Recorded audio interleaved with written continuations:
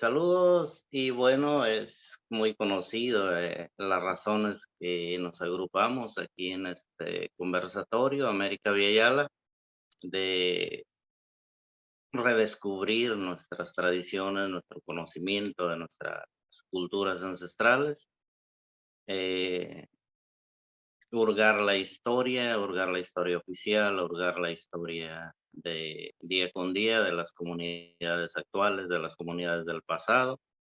Y hoy es una alegría representar a un joven que tanto se ha nutrido del conocimiento académico como del conocimiento lírico, empírico, popular de la actualidad. Él es un joven que nació en el estado de Guanajuato, que españolizado es Guanajuato. Después pasó a la gran ciudad, a la urbe de México, Tenochtitlan, que ahora es un trabajador en el área de la construcción acá en el territorio Comanche, en Houston, Texas, un gran conocedor de la historia, eh, tanto académica como también se ha nutrido del conocimiento de los actuales maestros en comunidades, en los medios rurales en México y también los que he conocido en su camino por la Madre Tierra, por Nana Echari. Y es un honor presentarlo hoy en la exposición que nos dará sobre la historia de el norte del continente, las culturas ancestrales del norte del continente.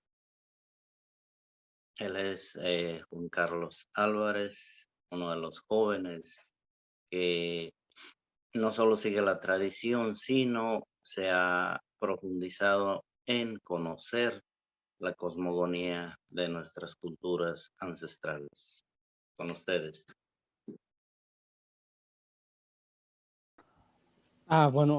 Bueno, hablando sobre lo que son las culturas nahuas, que abarca como Eduardo mismo decía, que abarca desde Canadá hasta lo que hoy se conoce como Nicaragua, que en náhuatl significa Nicanahuac, que era donde finalizaba el único mundo, o lo que está enteramente rodeado por agua. Todo eso se le conocía como Anáhuac. Ya de Nicaragua para abajo ya es lo que es el Taiwán Tzinsuyo. Seguro.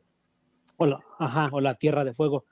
Bueno, se cree que las primeras culturas empezaron 4000 años antes de Cristo, tomando en cuenta lo que fue el periodo preformativo, que es tener una alimentación, tener un sistema de salud, una buena educación y un sistema de gobierno, que son, bueno, las cuatro bases para que una sociedad pueda empezar a formular ya lo que es, o pueda empezar a preocuparse por lo que son los problemas ontológicos, como quién soy, de dónde soy, hacia dónde voy. Una religión y una filosofía. Bueno, en América o lo que es en Mesoamérica, a los olmecas se le conoce como la cultura madre. Que, Claro. bueno, todos estos nombres son nahuas, no, en realidad no se conoce o no se sabe qué lengua hablaban o cómo se llamaban ellos mismos. Entonces, lo interesante de aquí es que la filosofía y el sistema de gobierno es una misma raíz. Por ejemplo, en cuanto a religión, los mayas son los que empiezan con el culto al guerrero jaguar. Ajá. Y son los que dividen, se podría decir, al mundo en tres esferas que están representados por tres animales, que era el jaguar, que era el quetzal y que era la serpiente. Y entre esos tres animales estaba el ser humano, pero todos eran estadios de la conciencia. Entonces, toda esta cosmovisión empieza en lo que es las orillas de Veracruz y Tabasco con la cultura olmeca. Después no se sabe, bueno, siempre dicen eso, no se sabe qué es lo que pasa, desaparece la cultura olmeca o se empiezan a expandir por toda América, por todo lo que ahora es México, y llegan hasta el centro de México. Ahí se empiezan a fundar ciudades como Cuicuilco, como, ¿cómo se llama esta otra? Chalcatzinco, que son ciudades que tienen 1500 años de antigüedad antes de Cristo. Monte Albán y todas esas. Entonces, como les digo, o sea, todo eso es lo que es el periodo preformativo. Claro. Entonces, bueno, de ahí, a partir de ahí de los olmecas es que se empieza a traer esa filosofía del guerrero jaguar, el culto a la serpiente, el culto al quetzal, el culto a y ya es en Teotihuacán donde toma su forma como ahora la conocemos. Bueno, algo importante aquí es que, a diferencia de los otros granos o de los otros cereales de las otras culturas, los nahuas modifican biogenéticamente lo que es el maíz. Ujú. O sea, el maíz es una planta modificada por la mano del ser humano. El maíz, sí. Se cree que había Como más de 60. 150. Bueno, lo que yo anteriormente Sí, sí. había más de 150 tipos de maíz. Se podría decir que la planta de la cual se modifica el maíz es una que se llama teocintle, ¿Verdad? que hace Sí, como me acuerdo. unos 2 años se empezó a dar esta plaga en México. O sea, el teocintle empezó a florecer otra vez. Ahora se le conoce como plaga. Wow. Brutal. Bueno, Digo, eso habla de sociedades sedentarias totalmente. sí. Claro, exacto. Bueno, ¿Por qué entonces de plaga? ahí, ¿Por qué plaga? Perdón la pregunta. lo que pasa es que es un pasto que no deja crecer, que le roba nutrientes al maíz.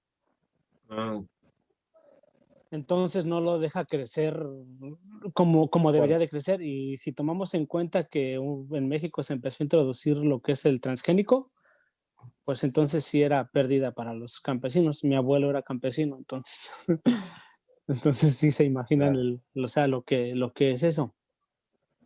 Bueno, de ahí, una de las culturas que a mí se me hizo o que a mí se me hace la más interesante es la cultura teotihuacana, Uf, que es de la que yo he leído un poquitito más. Teotihuacán empieza su florecimiento, se podría decir que en el año 200 antes de Cristo, cuando hace erupción el volcán del Xitle, si no mal recuerdo.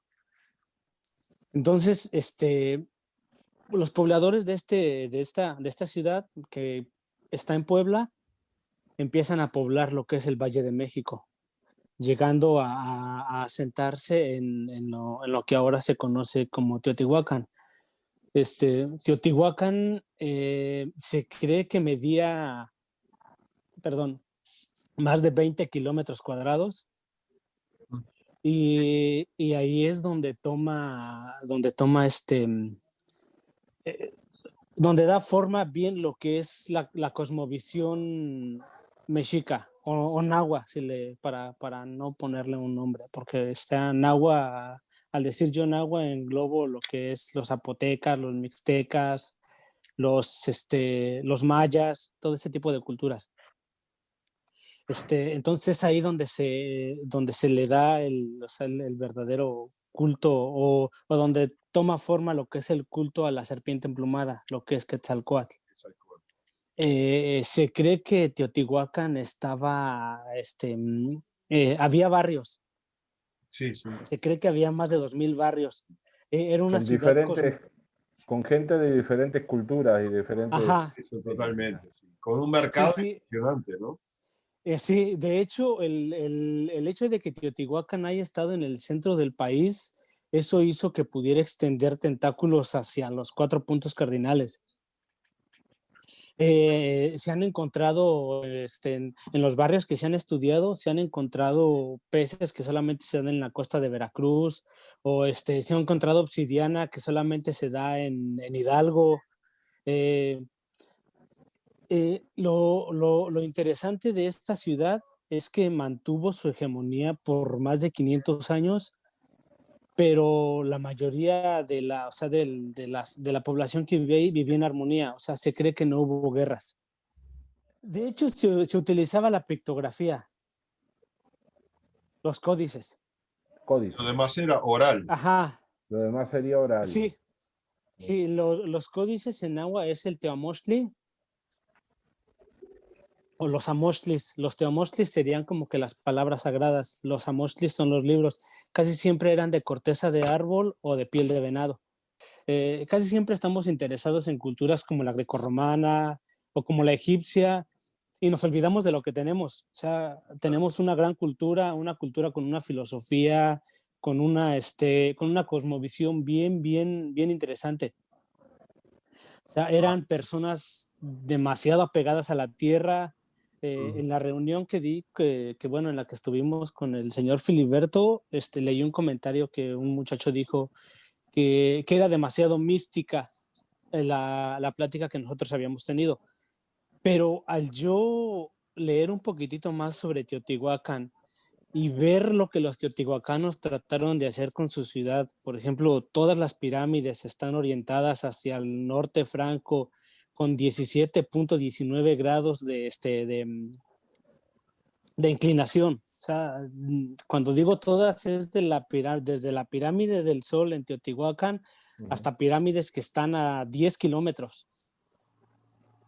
Entonces, lo que hacen los teotihuacanos también es que desvían el río San Juan para que atraviese la calzada de los muertos y así formar una cruz, que para ellos la cruz era sagrada. Era la cruz de Quetzalcóatl o la cruz de los cuatro rumbos. Mire, es ese. Mirá qué lindo eso. Sí. Una espiral, una doble Escudo. Sí. Una doble espiral es eso. Mire, El castillo maya, el castillo verde. se le llama Moyocoyani. En maya es el Hunapku, el símbolo del Hunapku. Ajá. El sol central. Ajá, este símbolo es bien interesante. Porque, mire, esta es la cruz de Quetzalcóatl. Este es Quetzalcóatl casi siempre estaba representado por un caracol partido. Ajá. Por un caracol partido. Quetzalcóatl para los nahuas es el soplo divino que da vida a la materia, o sea, salva de la inercia a la materia. Entonces, este símbolo simboliza eso, el caracol, el soplo de vida. Estas son las dos mariposas. Mariposa, este es el símbolo de la mariposa, que en náhuatl significan, bueno, se dice papalot. Aquí están. Una está bordeada en color negro y la otra está bordeada en color blanco. Y todas están mirando hacia los diferentes puntos cardinales. Porque cada punto cardinal estaba representado por un dios o por una esencia, porque pues, en realidad no había dioses, eran teot, que teot en náhuatl es esencia. Y también la mariposa representaba el alma del guerrero de la muerte florecida, que como, bueno, ahora erróneamente se ha hecho muy popular, que dicen que las guerras floridas era cuando los aztecas o mexicas iban a cazar soldados para poderlos sacrificar en sus pirámides. De hecho, no, la muerte florecida es la batalla del ser humano contra sus propias debilidades. Entonces se podría decir que un guerrero que había ido a la muerte florecida era porque había trascendido ya. Entonces, en ese momento era cuando se les llamaba tolteca, que es las culturas occidentales, para ellos el destino o la vida no es recta o el tiempo no es recto. Para ellos todo era cíclico. Sí. Ese. Ahí está. Ahí está. Ahí están los cuatro colores de los que representan Está las al cuatro revés, esencias Eduardo, que domina está al cada. revés. Sí, los cuatro colores, sí. Qué hermoso eso. Sí. Qué hermoso. Me jodiste. Ahí me sorprendo porque nunca había visto el color verde en ellos. Yo lo tomaría ya más como de la New Age. New Age. Sí, porque mire, lo que pasa es, este tema es bien controversial.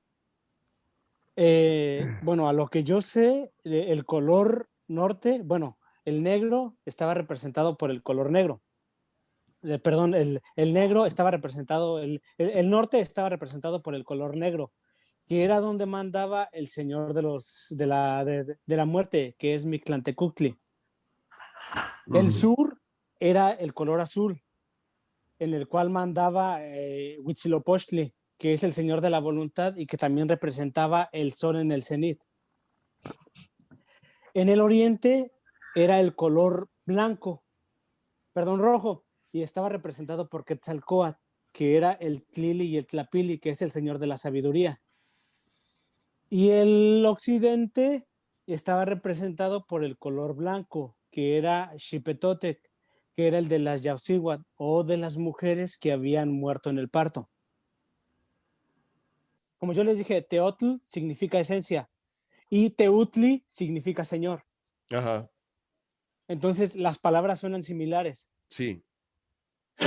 Entonces los españoles pensaron que los mexicas los habían visto como dioses porque los llamaban teutlis. Ah, sí, sí, Pero sí. aquí hay un hecho bien importante. Cuando Hernán Cortés se presenta con Moctezuma, Moctezuma no lo abraza, no lo toca, Sí, sí.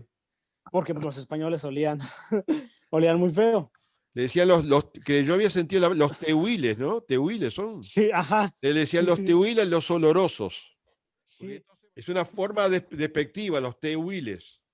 Yo me acuerdo de eso. Sí. De hecho, la ofrenda que le da Moctezuma a Hernán Cortés son flores, pero no por la representación de creer que él era Quetzalcóatl. O sea, si tú tienes a Quetzalcóatl como uno de tus dioses tutelares, o sea, tú te le hincas.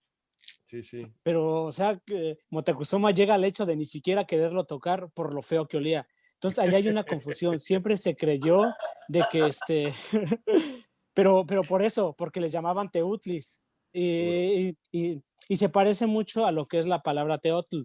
Ahora, en cuanto a lo que usted dijo de Quetzalcóatl, que significa el cuate o el gemelo. En México, para referirnos a los gemelos, les decimos cuates. El Por eso señor viene la Filiberto palabra de saber. cuate. ¿Qué pasó, mi cuate? Ajá. Ah, cuates, Cuate, sí. cuate es un nahualismo, viene de coatl. Es una forma cariñosa de tratar, ¿no? Por ejemplo, nuestros abuelos, ellos creían en la dualidad. De hecho, el dios, bueno, lo que ellos ponen, que la esencia que los creó se llamaba Ometecutli, que es el señor y la señora de la dualidad. Este señor era Ometecutli y Omecíhuatl. Ellos, yéndonos un poquitito al mito, ellos creían que vivían en el Omeyocan. Se creían que eran los primeros padres. También se les conocía como Tonacatecutli, Tonacacíhuatl, que es señor y señora de nuestro sustento. Pero si nos damos cuenta, siempre estaba dividido en dos. O sea, siempre había esa divina dualidad o ese hermoso caos armónico que mantenía todo en orden. Entonces, a partir de esta primer pareja que crea el universo, se empiezan a desdoblar los 4 Quetzalcóatls, o los 4 esencias que van a dominar cada rumbo del universo. Como ya les dije, el norte estaba dominado por el señor Mictlantecutli, el sur estaba dominado por Huitzilopochtli, bueno, que Huitzilopochtli ya es un dios mexica, pero antes era Tlaloc, para los teotihuacanos era Tlaloc. El occidente era por Quetzalcóatl, y el oriente era por Xipetotec. Entonces, ellos creían que antes de este sol había habido 4 soles más, y que cada sol había sido dominado por una esencia. O sea, cuando el universo alcanzaba cierta armonía, era que se creaba un sol y se podía vivir por poco tiempo en ese sol. Entonces, los 4 soles anteriores a fue primero sol de tierra, sol de agua, sol de fuego y sol de viento. dependiendo qué historiador lea usted, van a ir cambiando los soles, pero siempre son esos 4. O cada era había aportado algo nuevo para que se diera vida en el quinto sol. Claro. O sea, se podría decir que el quinto sol es como el pináculo de la creación. Claro. O sea, es en el quinto sol donde se Eso, armonizan perdón, los eso otros está 4 representado, soles. eso está representado en la piedra del sol, ¿no? Ajá, en el centro, Está todo ese se le representado. llama, ajá, ese se le llama Naupap, el Nahui Olin, perdón. Por aquí también tengo un nombre. Aquí está. Lo que representa, mire, aquí está una era, otra y otra. En medio está Tonatiuh con la lengua de Tecpat o de cuchillo de sacrificio. Ah, Todo este signo junto, bueno, con las 4 eras, representa el quinto sol, que es el Nahui Olin o el 4 movimiento, que es en la era que ellos creían que nosotros estábamos viviendo. Aquí están representados los 20 días del calendario solar. Bueno, esto es Teotl y aquí están se me olvidan luego los nombres. O las Xucoat o serpientes de fuego. Bueno. ¿Cuántos años estuvo Teotihuacán? Estuvo del siglo II antes de Cristo al siglo III después de Cristo, 500 años de hegemonía. Nos damos cuenta en lo que es la educación pública en México. O sea, en la educación pública en México no te hablan nada más de los aztecas, pero como que, por ejemplo, el árbol de la noche triste, o sea, te ponen como que los españoles vinieron y nos salvaron de aquellos bárbaros come carne, que sacrificaban niños y que sacrificaban personas en masa. Cuando, o sea, es mentira. O sea, los españoles sí tenían mucho mejor tecnología en cuanto a armas, pero espiritualmente los pobladores de América estaban años luz del resto del mundo, sin temor a equivocarme. Sin duda. Los españoles pensaban que era la tierra era plana cuando llegaron. Ajá, sí. Y aquí ya sabían tenían el ciclo sinódico, sabían cuándo Venus y cuándo la Tierra estaban en relación, conocían el ciclo de Venus, tenían un calendario solar de 360 días con 5 días Nemontemi o días funestos que ellos llamaban. Tenían un calendario ritual que era de 260 días que también utilizaban para las cosechas. O sea, en cuanto a medir el tiempo, nuestros abuelos estaban demasiado avanzados. Sí, porque incluso tenían 18 meses, cada mes estaba nombrado por lo que sucedía en la naturaleza. Sí, sí. Por ejemplo, bueno, por aquí los anoté, porque sí están algo complicados. Juan Carlos, quisiera mencionar, dame un minutito, quisiera mencionar algo sobre Teotihuacán. Yo leí hace poco que en Teotihuacán sí tenían una medida, una unidad métrica. Que lo descubrió un científico japonés. La unidad métrica para hacer las pirámides creo que es 86 centímetros. Ajá. Es lo que la gente anterior le llamaban una vara. Entonces yo recuerdo que papá, él nunca usó metros, usó varas. Era un modelo, un pedazo de madera que se lo había pasado su abuelo y de ahí venía. Y eso era con que medían las casas, medían los muebles. Y mi papá siempre, él prefería usar vara, media vara, un cuarto de vara. Mira. Y después, muchos años después, me doy cuenta que este científico japonés había descubierto eso, que todavía, bueno, yo pienso que todavía papá usaba la vara hace 35 años antes O de sea, morir. descubrió lo que tu papá sabía. Exactamente, sí. No, sí, toda la gente para hacer las riatas, para hacer los aperos, para medir las casas, eran varas. Sí, sí. De hecho, sí, por ejemplo, acá, bueno, yo a mi cuñado le gustan las carreras de caballos y la medida también se mide así, o sea, dice, esta carrera va a ser a 300 varas. Sí. Esta carrera va a ser a 400 varas. 86 es el número. 86 centímetros. 80. Volviendo a los números, Sí, sí, acá sí, también tenían su sistema de numeración, era vigesimal, a diferencia del árabe, que es decimal. Que es decimal. Entonces, o sea, si te pones a pensar una cuenta vigesimal, ¿cuánto, hasta dónde puedes llegar? O sea, la cantidad de medidas y de cosas que se puede hacer. Seguro. Bueno, ¿qué más? Bueno, o sea, le digo, por ejemplo, de los números, Sí. su sistema era vigesimal Sí. y también el número de sus días eran 20 también. Ajá. Que estaban relacionados con los 20 dedos que tiene el cuerpo. Y por ejemplo, los 13 meses del calendario ritual estaban relacionadas con las 13 grandes coyunturas que tiene el ser humano. Y con las que es la cabeza, la cintura, las piernas, los codos. Porque sí, si me permiten, sí, también era el calendario ceremonial estaba regido, como él dice, por las coyunturas, pero también era el calendario lunar. Lunar, sí, lunar. Y el calendario lunar, permíteme un otro minutito, Juan. Todo el tiempo.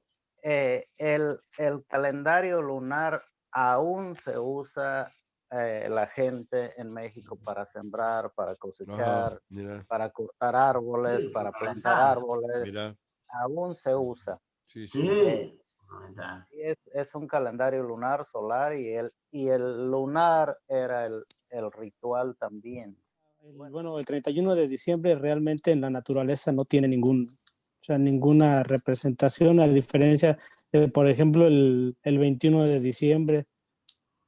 Claro. Que es sí. o sea, que es el solsticio. Es el nacimiento del sol chiquito, del sol niño. Que para los mexicas era el nacimiento de Huitzilopochtli. Sí, de Huitzilopochtli, el sol bebé, el sol pequeñito. Sí. Lo que sí sucede en Chichén Itzá es que si vos te parás a cierta distancia en un ángulo de la pirámide central y aplaudís, el eco te regresa el sonido de un quetzal. Mira vos, sí. Eso sí lo viví yo. Sí. Es tremendo eso, ¿no? Es tremendo eso. No, sí, digan. Bueno, sí se ve una silueta de una serpiente que se hace en las sombras de la escalinata. Subiendo, moviéndose. Sí, moviéndose. Sí. Y esa sombra se desvanece en un cenote que hay ahí cerca. Pero cuando entra al cenote, tiene la figura microscópica de un espermatozoide. Entonces hay gente que dice, ¿cómo es posible que simbolice el apareamiento de la madre tierra, que un espermatozoide entra a un orificio de la madre tierra? Claro. Entonces, bueno, pues ahí sí ya vuela la imaginación, qué carajos estaban haciendo los mayas ahí, ¿no? Pero sí se ve cierta sombra. No, yo lo pregunto porque lo desmintió, o sea que... Sí, que sí delinea una serpiente. Claro que no se ve una serpiente así como es, pero sí da la figura. Bueno, pero los lados de las escaleras esas tienen la que es alcohol. Parece que es alcohol. Sí, pero lo que, bueno, no solamente eso, también ahí está, creo, no recuerdo cómo se llama, un convento. Perdón, que se ve una cara también, que cuando el sol sale se ve como una máscara, como una cara con los ojos. ¿En dónde es eso? Ahí mismo. En Chichén Ahí Itzá. mismo. En Chichén Itzá. Sí, hay un juego de luces que hacen en la noche. Sí, entonces, Yo me bueno. quedé. Y todo Bueno, es bueno, sí. Y es bueno sí, de verlo porque se ve todo eso. ujú. Sí, sí. Sí, y Lo hacen con las seguramente, pirámides en Egipto también. Sí. seguramente que sí, ellos usaban mucho montículos, montañas, todo lo que había, porque, por ejemplo, en Teotihuacán hay unos cerros que están en el horizonte y la cumbre, la cima de esos cerros coincide con los cambios de estación, como Ajá. el sur está exactamente Sí, sí, sí. en la cima de esos Sí, cerros. sí. Y bueno, eso lo hacían naturalmente, pues pienso Sí, que con las construcciones hacían exactamente lo lo mismo. mismo. Bueno, y ahí Ese- está la pirámide, esa, el caracol, creo que es en Chichén también. Oh, sí, Que el caracol parecería que era un observatorio, sí, donde supuestamente. entraría el rayo solar en determinada fecha. Eso está, yo qué Sí, sé, usaban bastante comprobado, orificios. ¿no? Sí, se ve que usaban orificios y todo eso Sí, para sí, hacer sí. sus observaciones, Sí, sí. calendarios. Bueno, eso yo lo vi mucho también con mi gente, con los campesinos, Ajá.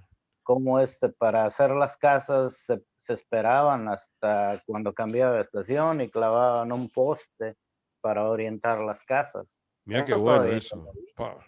eso lo vi todavía, así Sí. es que ya lo que yo experimenté, pues ya no fue el conocimiento tan avanzado como lo tenían estas personas. Uy, no. Bueno, adelante, Juan Carlos, era Había como lugares de conocimiento donde se impartía toda la enseñanza. Creo que se llamaba Capetec, ¿puede ser? No, para los jóvenes, para los que apenas entraban, se llamaba Telpochcali, que era la casa de los jóvenes, y ya para los que se iban a formar como guerreros, se les llamaba Calmecax, que era Sí. para los que iban a ser generales, ajá, o que iban a formar parte de la élite de los Ocelopili o guerreros jaguar o Copili, guerreros águila. Pero a su vez. Por ejemplo, con los tlalcastecas, es de hecho era de la misma raíz. Ellos fueron de los primeros pobladores que llegaron al valle junto con el gran líder Xolotl, Ajá, que llegaron después de la caída de Tula, que ajá. fue en el año 1093. Xolotl llegó a poblar lo que es el Valle de México y de ahí es de donde se empezaron a formar los diferentes ciudades-estados, como por ejemplo Tlaxcala, como fue Chalco, Seguro, sí. Sí, Xochimilco, sí, sí. Y em, Cholula. Cholula, Cholula, Sí, creo que sí, Cholula, Puebla. que fue un gran centro. No, yo te preguntaba No, lo que porque pasa, no, Cholula es anterior. es No, anterior, es la más vieja, sí, sí, sí. sí, Creo que Cholula es incluso más vieja. creo que hay un incendio o no sé qué pasa en Cholula y creo que hay una migración para Teotihuacán con hielo, o algo por el Oh, estilo. Es más no, vieja, no, sí, Cholula es sí, vieja. sí, para que no chorree. sí, perdón, pero sí, sí, bueno, todas esas ciudades empezaron a dar con la migración de chichimecas que hubo con Xolotl, que es Sí, cuando sí, le digo sí. que es la caída de Tula Hidalgo. Ajá, Entonces ahí es donde empieza a ver el florecimiento otra vez de culturas Y en el Valle de México, ajá. que son ya las culturas de lo que se conoce como el posclásico tardío, Sí, sí. que es, como le digo, la tlalcasteca, la mexica, la xochimilca, Sí, sí. Bueno, la a chalca, mañana la de voy a hacer eso y Texcoco, Sí, luego sí. o sea, de ir acá para Texcoco era un dejarlo porque ya al gran mediodía salgo. centro, Tengo que salir, tengo que dar vuelta. o sea, se podría decir Que que era, pase al que mediodía era el allá lugar donde para poder. donde se Yo mañana guardaba me todo el confirmo. conocimiento. Ajá. Sí. Ah, ¿y cuándo se va? El viernes. Se podría decir que Está. Tenochtitlán era la ciudad Yo guerrera igual mañana voy para allá. y Texcoco era la ciudad Dale. de las ciencias. Sí, sí. Sí, Me sí. parece. Me ocurre ir mañana. Porque, bueno, ahí tenemos un gran poeta, A primera hora. filósofo, astrónomo llamado Nezahualcóyotl, Sí, porque lo desenchufa y se apaga. que según se relata fue él quien introdujo otra vez el Tloquenahuaque, Eso. que es el señor del cerca y del junto. Ajá. O sea, se vuelve a retomar la raíz del dios o de la esencia creadora el Tloquenahuaque es el mismo que Ometecutli y Omecíhuatl. Y decime una cosa, las Calmecac, ¿estaban solo en Tenochtitlán o estaban por todo las escuelas? Eran, bueno, lo que yo sé que eran exclusivas de Tenochtitlan. Entonces, Sí, no, y fue el primer, se podría decir que fue la primer ciudad en la que se implantó la educación gratuita y forzosa. ¿En dónde? En obligatoria. Tenochtitlán. En Tenochtitlán, Mirá vos. sí. O sea, Nosotros hablamos forzosamente, de José Pedro Varela, dejate de joder. sí, forzosamente tenían que ir a la escuela, por lo menos a Telpochcali, que era la escuela de los jóvenes. Claro, Mire, lo volviendo, otro que quería comentar es que es increíble como Teotihuacán, ¿cuántos años estuvo Teotihuacán? 500 años. En Y no se, 500 años. sí, y no se conoce que haya habido conflictos o guerras con el exterior.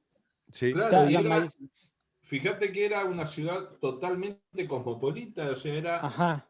eso sí que era la Nueva York del momento. Y La de gente paz. debería ir ahí. Y de paz. Y de paz, ajá. Seguro. Sí, sí. De Cosa hecho, que no, ¿creen que cosa que Tula desapareció.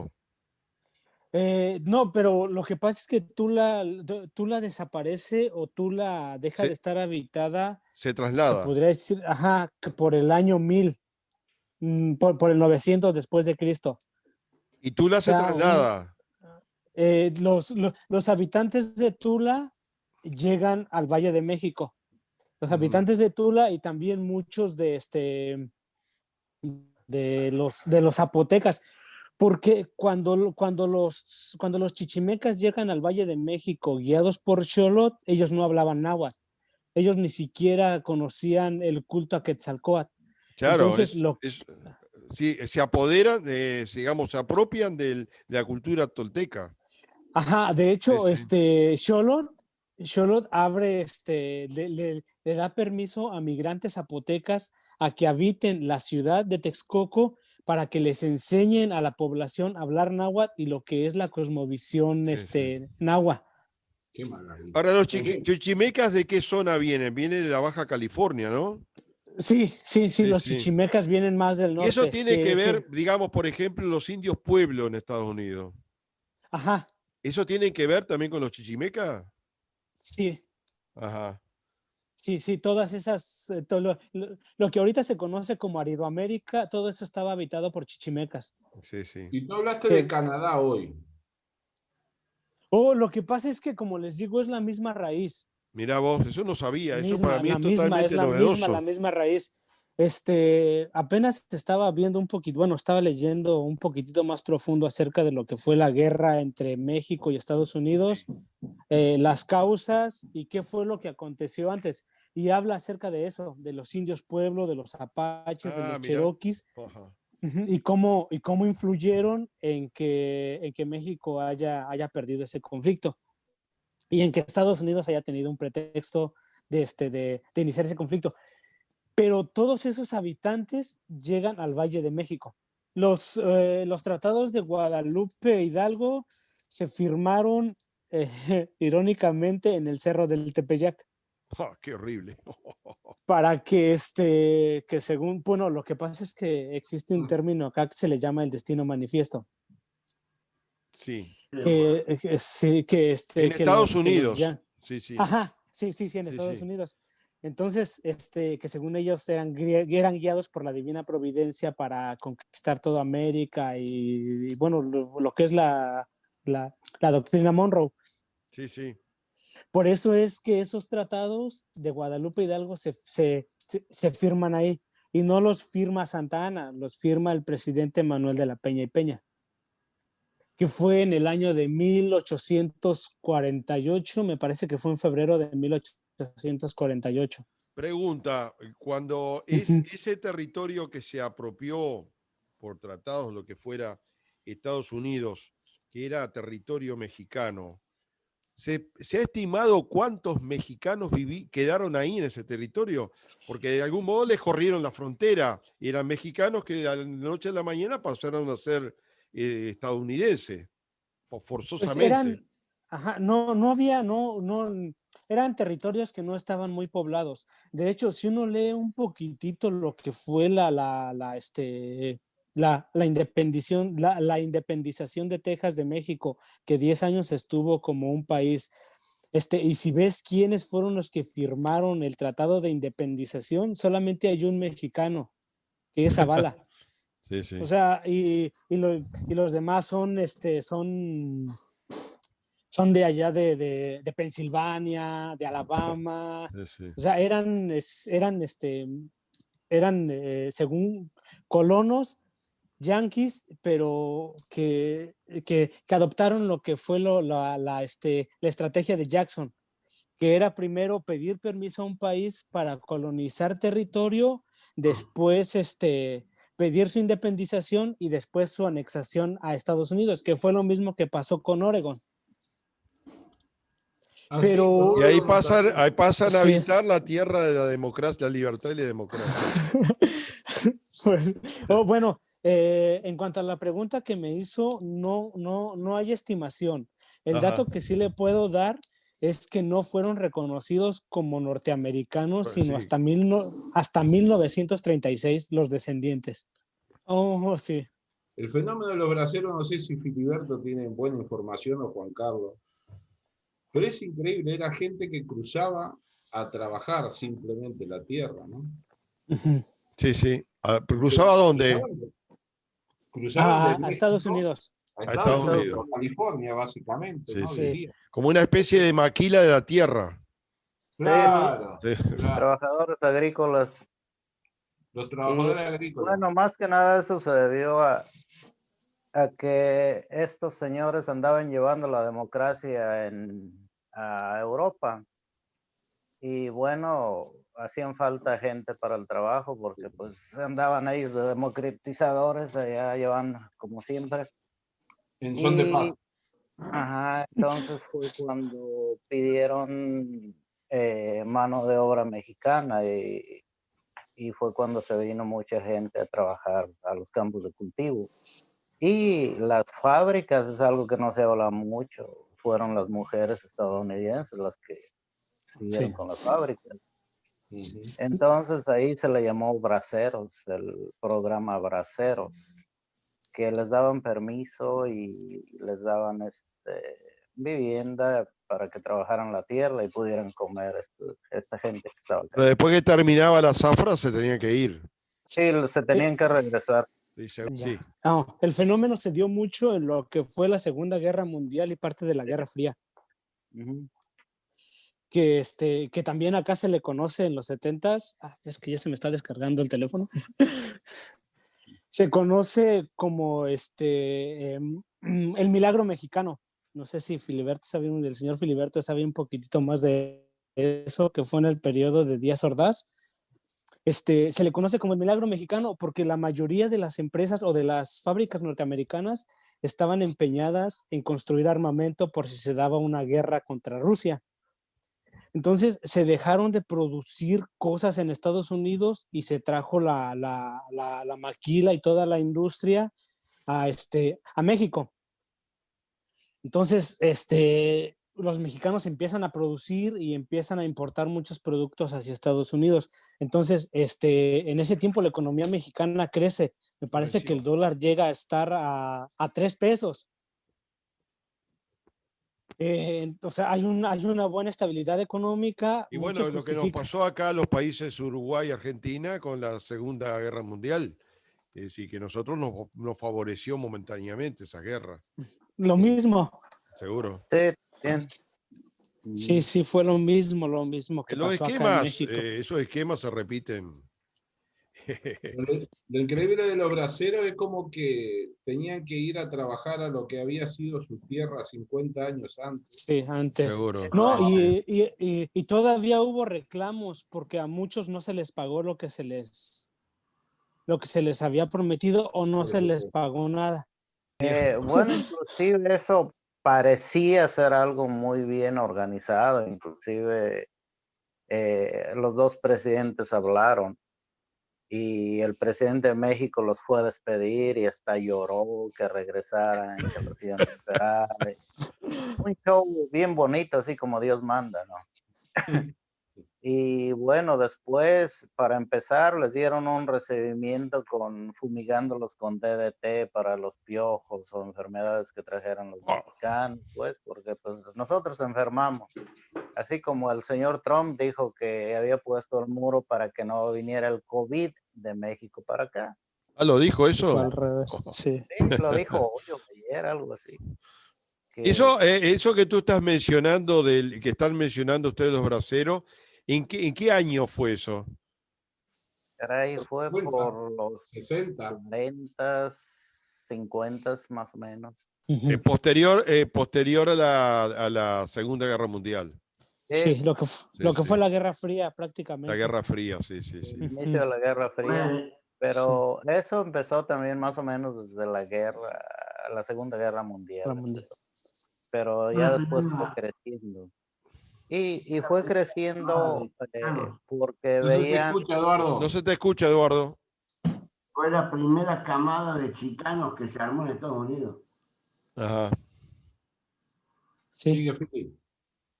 Sí, y más que nada después se dieron cuenta de lo económico que resultaba poner al mexicano a trabajar la tierra. Porque en todo ese tiempo, mexicano que venía era mexicano a trabajar la tierra. No se metían. Primero fueron minas también, por ejemplo, en el tiempo de la revolución venían como mineros los mexicanos. Después vinieron a los campos de labranza. Entonces era muy cómodo para ellos, gente que era fuerte, que trabajaba muy bien y les pagaban muy poco. Entonces eso sirvió para industrializar el campo aquí De hecho, yo pienso que ahora la industria de la construcción es estrictamente latinoamericana, ¿no? Realmente, si el latinoamericano no construye, no se construye nada aquí. No se construye. Sí. En cualquier parte, ya sea una casa, sea un edificio, sea una calle, pues va a haber gente de la nuestra trabajando. Realmente, todo, calles, edificios, casas, parques, carreteras. Ah, sí. Todo está con los zancos. Eso hago yo. Les voy a mandar un rap que habla de esa canción, o sea, de esa parte de la historia mexicana. Se llama Patria y Sangre. Lo escribió un grupo de chavos que se llama Mexor. Te explica de una manera chida lo que fue esa batalla. ¿Por qué se llama Mexor? Sí. Mexor, sí. De México. De México, sí. Es como que me gusta ese tipo de raps porque te cuentan la historia de México, pero en canciones. O sea, digo, es una manera de retomar y de enseñarle a los chavos lo que somos. Tienen otra que se llama Mexicanos al Grito de Guerra, que es un recuento de la historia desde la conquista de los españoles hasta el Escuadrón 201. Esos son todos de Houston, ¿no? No, esos chavos son de allá de México. Sí. Pero, o sea, les digo, se me hace un proyecto interesante. Y digo, muchas veces, o sea, se me ocurriría hacer lo mismo, ponerlo en rap o en cierto poema para que sea más fácil de asimilar. Sí. Sí, tienen varias. Tienen otra que se llama Antes Patria que Partido, que habla también sobre la invasión francesa y la batalla de Puebla. Y como un personaje Negrete, que era conservador, al ver la patria amenazada por los franceses, se pone a las órdenes de Benito Juárez y le dice, es que yo estoy para defender a la patria. Entonces la canción se llama Antes Patria que Partido. O sea, cuando la patria es invadida, no importa si eres del PRI, del PAN, en este caso conservador o liberal. Lo importante es defender la patria de extranjeros y ya después, como dicen la ropa suya se lava en casa. Y eso, digamos, tiene en la juventud una llegada. Sí. Sí, Y más que una- nada rap, hip hop que en este tiempo, o sea, está como que volviendo a su apogeo. Más con eso de las batallas de Free. Entonces, digo, se me hace algo bien interesante ¿La batalla de qué? el proyecto de ¿La batalla de qué? de ¿Dijiste? Puebla. De Ajá. Puebla, Ajá. sí. Cuando Lorenzés, cuando el capitán francés Lorenzés se enfrentó a los defensores de Puebla, si el señor Filiberto me recuerda el nombre Zaragoza, Zaragoza. contra Ignacio, sí, que Ignacio Zaragoza era tejano. Ignacio Zaragoza, en el momento en el que Estados Unidos se apodera de Texas, se exilia de Texas y se va a vivir a Puebla. Entonces, Ignacio Zaragoza nunca había utilizado un uniforme de militar hasta esa batalla. Increíble, O sea, ¿no? está interesante ya conociendo un poquitito más los detalles.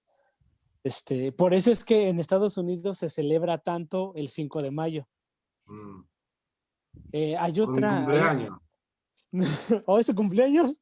Sí, yo juré que era por mi cumpleaños, pero bueno, ya me está- También, Rubén. Sí, También, eso lo que es pasa otra es razón. durante la invasión yanqui a México, en el lado de California, hay una batalla o hay unos mexicanos que resisten la embestida yanqui. Es la batalla de San Pascualito, que está prácticamente olvidada de la historia de México. Ujú.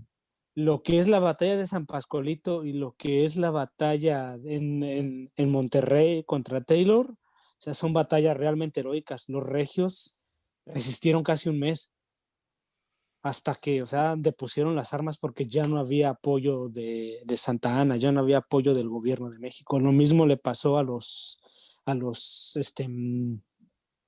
habitantes de California, de San Pascualito. O sea, también resistieron hasta que ya no pudieron más y tuvieron que deponer las armas y entregarse. Y en Monterrey, una mujer era la que andaba contrabandeando armas, una señora allá, también que la historia no la oculta. Otra derrota muy fuerte fue en Tabasco contra los Yankees. Oh, sí, Eso no nos hablan en la no historia, lo ¿no? sé.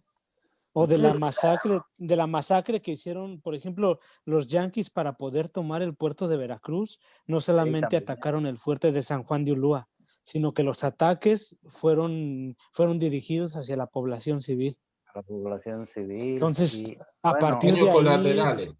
sí, entre comillas, Y ahora le porque, o dicen sea, daños colaterales. ajá, sí, lo mismo en la batalla de Cerro Gordo. El ejército ujú, mexicano siempre se ha caracterizado por llevar soldaderas, Ujú. porque pues un ejército bien formado no se había tenido. Entonces, los soldados que eran reclutados por medio de la leva llevaban a sus hijos y llevaban a sus esposas para ellos mismos proveerse el alimento. Entonces, lo mismo pasa en la batalla de Cerro Gordo, cuando cuando los soldados yanquis no nada más matan a los soldados, sino que también asesinan a las soldaderas y a sus hijos. Oh, O sea, es realmente la historia de México ha sido escrita con sangre. qué tragedia. Yo les recomiendo también. México Bárbaro, de John K. Turner. oh, sí, claro. Bárbaro de barbarie. Ajá. Sí, Se llama México Bárbaro. De barbarie, no de bárbaro de Sí. buenísimo. de barbarie. No, sí, de barbarie. Habla sobre el porfiriato y las causas que llevaron al levantamiento de la Revolución Mexicana. ¿Cómo es el autor? De él solo he leído La Silla del Águila. Ah, Aguilar Camín. Sí, es el único que tengo de Carlos Fuentes. Ah, sí, la silla del águila. Sí. En todos los países se debería de profundizar más acerca de la historia. Yo siempre he dicho, ¿qué se necesita para que un mexicano ame su país? Y es conocer su historia. Conocerlo. Seguro. Y yo siempre he dicho que que toda casa de Elavia ya la debe tener las venas abiertas de América Latina. Que se debe enseñar tanto en la escuela como libro de texto, como el padre a los hijos. Se los tiene que leer. Ya lo creo que sí. Sí.